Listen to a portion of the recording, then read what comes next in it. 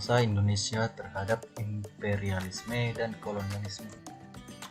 Uraian materi. A. Perlawanan bangsa Indonesia terhadap kolonialisme dan imperialisme. 1. Ekonomi dan politik.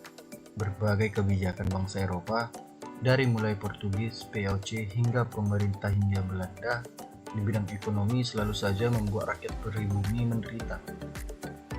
Mereka melakukan berbagai perlawanan terhadap ketidakadilan tersebut. Berikut beberapa bentuk respon atau perlawanan rakyat pribumi terhadap kolonialisme bangsa Eropa di Nusantara. A. Perlawanan terhadap Portugis. Perlawanan Kesultanan Ternate. Kebijakan monopoli perdagangan yang dilakukan bangsa Portugis membuat rakyat Ternate di bawah kepemimpinan Sultan Hairun melakukan perlawanan terhadap bangsa Portugis. Sultan Hairun kemudian ditangkap dan dihukum mati pada tahun 1570. Perjuangannya dilanjutkan oleh Sultan Baabullah. Di bawah Baabullah, bangsa Portugis berhasil diusir dari Maluku pada tahun 1575. Bangsa Portugis lalu menyingkir ke Pulau Timor dan berkuasa di Timur-Timor sampai menjelang akhir abad ke-20. Perlawanan Kesultanan Demak. Monopoli perdagangan yang dilakukan bangsa Portugis di Malaka membuat aktivitas perdagangan para saudagar muslim di tempat itu terganggu. Hal itu memicu solidaritas dari Kesultanan Demak, baik terhadap Kesultanan Malaka maupun terhadap para saudagar muslim. Khawatir akan ekspansi Portugis di Pulau Jawa, maka Demak yang saat itu dipimpin oleh Sultan Trenggono terlebih dahulu menyerang Sunda Kelapa pada tahun 1526 dan berhasil menguasainya. Pada tahun 1527, tanpa menyadari terjadi perubahan kekuasaan di Sunda Kelapa, bangsa Portugis tiba untuk membangun benteng. Selanjutnya, Demak di bawah pimpinan Fathahillah berhasil mengusir bangsa Portugis. Atas kemenangan itu, Fathahillah mengganti nama Sunda Kelapa menjadi Jayakarta yang berarti kemenangan yang gemilang. Perlawanan Kesultanan Aceh. Sultan Ali Mukhayat Shah yang memerintah antara tahun 1514 sampai 1530 berhasil mengusir Portugis dari wilayah Aceh. Selanjutnya, Sultan Alauddin Riayat Shah Al-Qahar 1538 sampai 1571 menentang kekuatan Portugis dengan bantuan Turki. Penggantinya Sultan Alauddin Riayat Shah juga menyerang bangsa Portugis di Malaka tahun 1673 dan 1575. Sultan Iskandar Muda 1607 sampai 1638 pernah dua kali menyerang bangsa Portugis di Malaka, yaitu pada tahun 1615 dan 1629. Meskipun tidak berhasil mengusir bangsa Portugis dari Malaka, perlawanan rakyat Aceh terhadap bangsa Portugis tetap berlanjut hingga Malaka jatuh ke tangan VOC pada tahun 1641. Perlawanan terhadap VOC. Perlawanan Kesultanan Mataram. Awalnya hubungan antara Kesultanan Mataram dan VOC berjalan baik. Mataram mengizinkan VOC mendirikan benteng atau loji sebagai kantor perwakilan dagang di daerah Jepara. Lama-kelamaan, Mataram di bawah Sultan Agung menyadari bahwa kehadiran VOC di wilayahnya sangat membahayakan pemerintahannya. Serangan pertama pada tahun 1628 gagal. Tidak kurang dari 1.000 prajurit Mataram gugur ketika itu. Sementara itu, serangan kedua pun berlangsung pada Agustus sampai Oktober tahun 1629. Serangan ini juga mengalami kegagalan, antara lain karena kalah persenjataan, kurangnya persediaan makanan atau lumbung-lumbung persediaan makanan yang dipersiapkan di Tegal, Cirebon, dan Karawang dimusnahkan oleh VOC, sementara jarak Mataram ke Batavia terlalu jauh, serta wabah penyakit yang menyerang pasukan Mataram. Perlawanan Kesultanan Goa atau Makassar. Perang melawan VOC diawali dengan perlucutan dan perampasan terhadap armada VOC di Maluku oleh pasukan Hasanuddin. Tindakan ini memicu perang yang kemudian dikenal dengan nama Perang Makassar antara tahun 1666 sampai 1669. Dalam perang itu, VOC bersekutu dengan Raja Bone yang menjadi setru Goa yang bernama Arung Palaka, atau pada waktu itu Bone berada di bawah kekuasaan Goa. Perlawanan Kesultanan Banten. Persaingan dagang dengan VOC di Batavia yang menganggap Banten sebagai ancaman. Rongrongan VOC terhadap politik kerajaan Banten. Tokoh yang memimpin perlawanan terhadap VOC adalah Sultan Ageng Tirtayasa 1652 sampai 1682. Dalam upayanya melawan VOC, Sultan Ageng Tirtayasa mencoba bekerja sama dengan pedagang-pedagang asing lainnya seperti pedagang Inggris. Sultan Ageng Tirtayasa juga menyerang kapal-kapal dagang VOC di perairan Banten dan wilayah perbatasan dengan Batavia, seperti peperangan di daerah Angke dan Tenggareng tahun 1658 sampai 1659.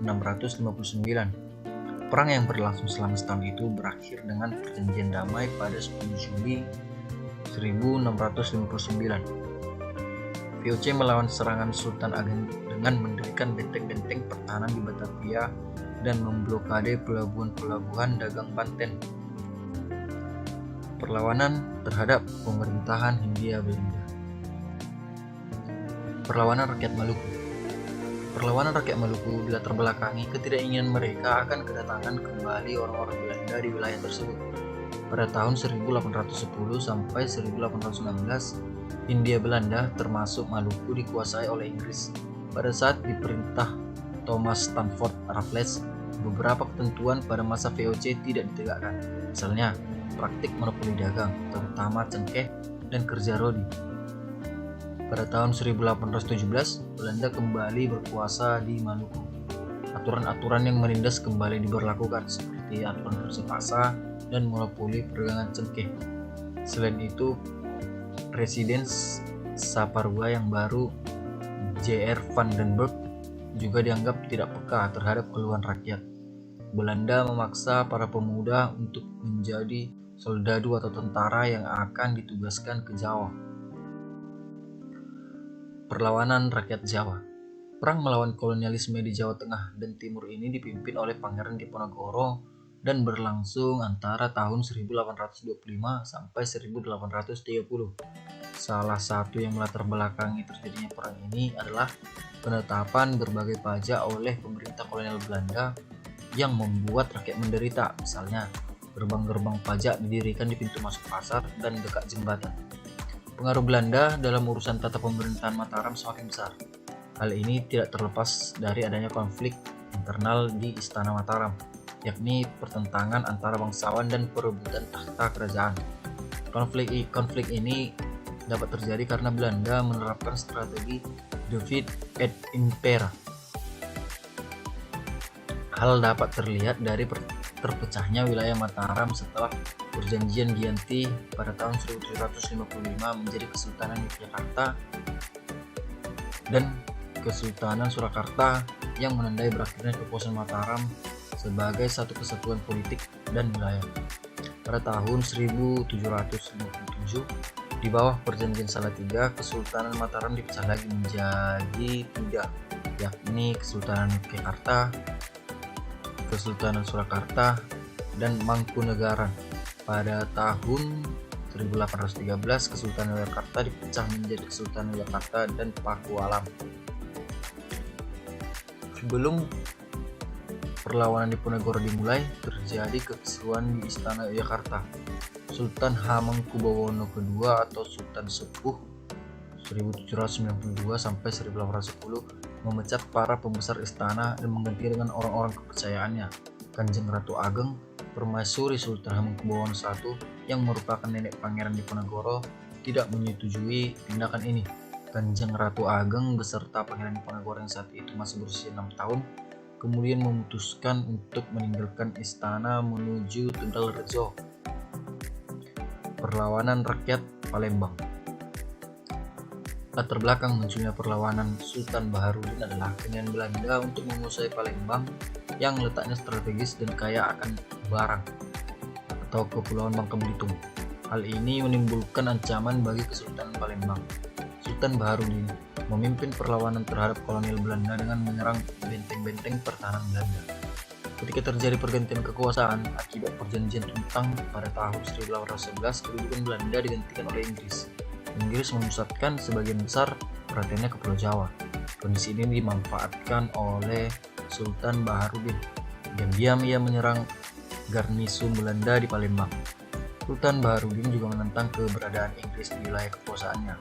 Mengetahui sikap tidak kooperatif Baharudin, Inggris menyerang Palembang tahun 1812, menjarah isi istana serta melantik adik Baharudin menjadi sultan dengan gelar Sultan Ahmad Najamuddin.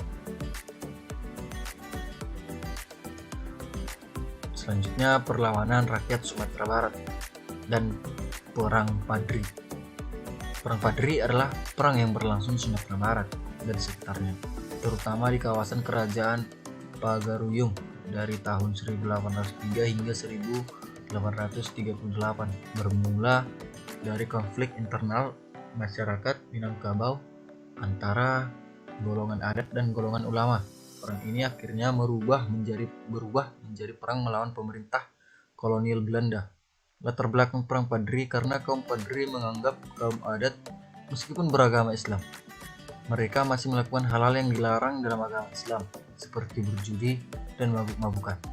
Kaum Padri berniat untuk memperbaiki kondisi tersebut. Pemerintah kolonial Belanda memanfaatkan konflik tersebut dengan memberi bantuan kepada kaum adat dalam menghadapi kaum Padri. Dalam pelariannya, Tuanku Imam Bonjol masih sempat berupaya membangun kekuatan kaum Padri kembali, tetapi gagal. Next, perlawanan rakyat Bali. Latar belakang munculnya perlawanan rakyat Bali di bawah pimpinan Patih Ketut Jelantik adalah adanya hak tawan karang yang dianggap merugikan Belanda. Hak tawan karang adalah hak yang dimiliki kerajaan-kerajaan Bali untuk merampas seluruh muatan dan penumpang kapal-kapal asing yang karam di perairan Bali. Hak tawan karang dianggap menghambat Belanda yang ingin menguasai Bali. Pada tahun 1839, Belanda meminta kepada semua raja di Bali untuk menghapus hak itu. Sebagai gantinya, Belanda akan membayar sejumlah uang untuk setiap kapal yang terdampar di pantai Bali. Raja-raja Bali menyetujui permintaan Belanda. Namun dalam kenyataannya, Belanda tidak pernah mendapat janjinya untuk memberikan uang untuk setiap kapal yang terdampar. Pada tahun 1844, Raja Buleleng I Gusti Ngurahmadi Karangasem merampas kapal Belanda yang secara kebetulan terdampar di pantai Buleleng. Belanda mengultimatum agar seluruh muatan kapal yang telah dirampas dikembalikan kepada Belanda. Jelantik kemudian membangun persekutuan dengan kerajaan-kerajaan lain seperti Karangasem, Klungkung, Mengwi, dan Gianyar. Dari benteng pertahanannya di Jagaraga atau Buleleng, pasukan gabungan dari kerajaan-kerajaan Bali menyerang pos-pos Belanda di wilayah kerajaan tersebut, serta menawan para serdadunya. Perlawanan rakyat Kalimantan. Latar belakang terjadinya Perang Banjar dari tahun 1859 sampai 1905, antara lain karena monopoli perdagangan Belanda di Kalimantan yang sangat merugikan pedagang pribumi. Selain itu, karena beban pajak dan kewajiban rudi terhadap rakyat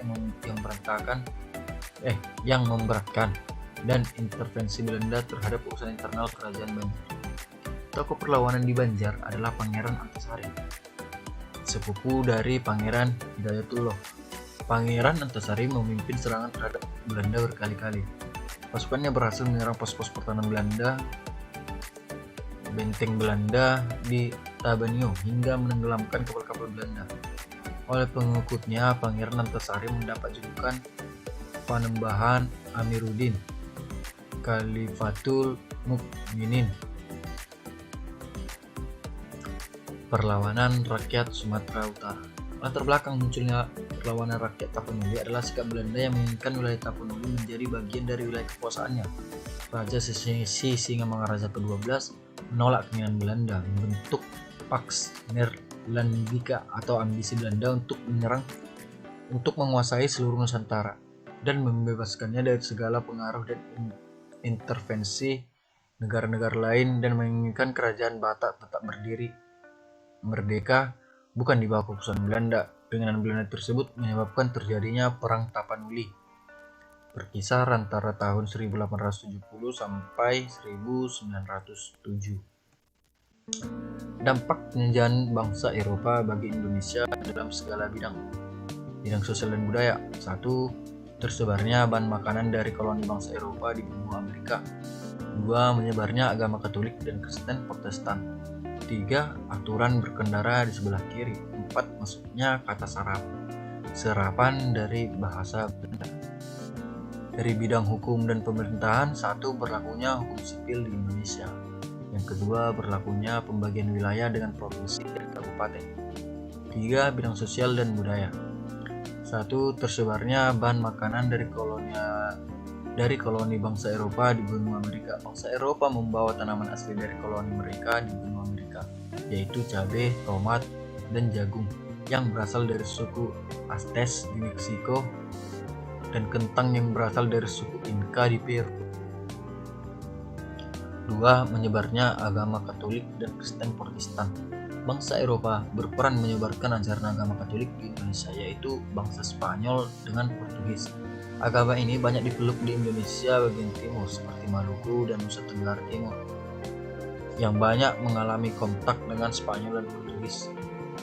Sebagai negara Protestan, Belanda juga berperan dalam penyebaran agama ini di Indonesia melalui aktivis zending atau misionaris agama Kristen. 3. Aturan berkendara di sebelah kiri. Dampak dari pendudukan Inggris tahun 1811 sampai 1815 adalah cara berkendara di Indonesia yang diatur dengan berkendara di sebelah kiri, sama dengan di Inggris. 4. Masuknya kata serapan dari bahasa Belanda. Dampak penjajahan Belanda bisa terlihat dari banyaknya kata serapan bahasa Belanda di bahasa Indonesia seperti kata polisi, sanksi, televisi, dan lain sebagainya. Bidang hukum dan pemerintahan. 1. Berlakunya hukum sipil di Indonesia. Hukum pidana dan perdata yang berlaku di Indonesia diturunkan dari hukum sipil dari Eropa. Pada masa Gubernur Jenderal Herman William Dengles diterapkan Kode Napoleon, aturan hukum sipil yang berasal dari Prancis. Hukum ini sampai sekarang masih menjadi dasar peradilan Indonesia di bidang perdata dan pidana. 2. Berlakunya pembagian wilayah dengan provinsi dan kabupaten. Pada masa Belanda, pemerintahan dibagi menjadi beberapa provinsi yang dipimpin oleh gubernur dan residenti atau keresidenan bangsa Belanda, serta Regentschap atau kabupaten yang dipimpin bangsawan asli Indonesia. Sistem pemerintahan provinsi dan kabupaten ini sampai saat ini masih dipakai di negara Indonesia.